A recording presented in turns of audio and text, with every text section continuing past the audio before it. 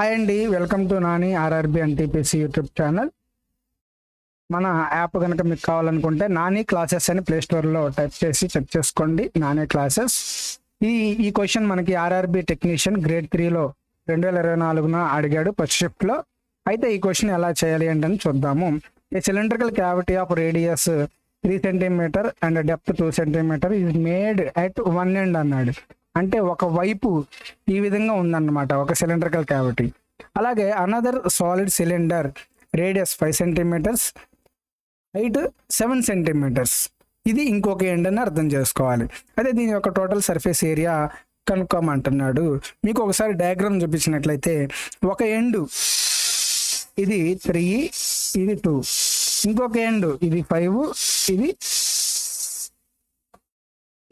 7. దీని యొక్క total surface ఏరియాని మనం 5 భాగాలుగా విభజించుకోవచ్చు.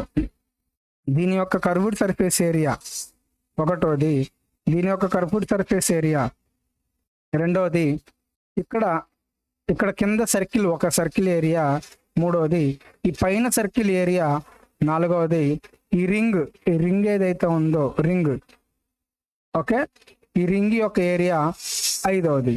ఈ యొక్క ఇన్ని సర్ఫేసెస్ ఉన్నాయి మనకి, ఓకేనా. ఈ యొక్క సర్ఫేసెస్ అన్నిటిని మనం కనుక ఫైండ్ అవుట్ చేసుకుంటే సిలిండ్రికల్ కర్వ్డ్ సర్ఫేస్ ఏరియా యొక్క ఫార్ములాలు ఇవి. 2πRH అనేది కర్వ్డ్ సర్ఫేస్ ఏరియా.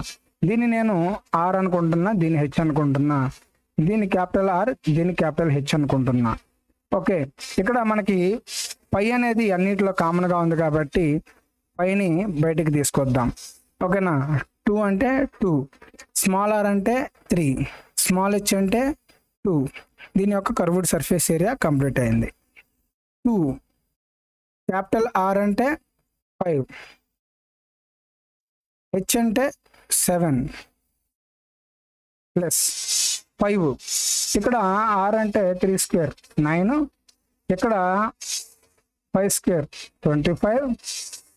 ఇది మనకి 5² - 3² 25 by minus is equal to 16. ఇక్కడ చూడండి 6 12, ఇక్కడ 7 5 35 70 ప్లస్ 9 25 ప్లస్ 16. ఈ రెండంత 92, ఈ రెండంత 41, 41 ఇది ఒకటి 9 50, 30 41 ఇది ఒకటి 9 50 2 142 నా ఇక్కడ 82, ఇది 132. ఓకేనా. 132 ఇస్ ద రైట్ ఆన్సర్. మీకు ఇది చాలా డిఫికల్ట్ క్వశ్చన్.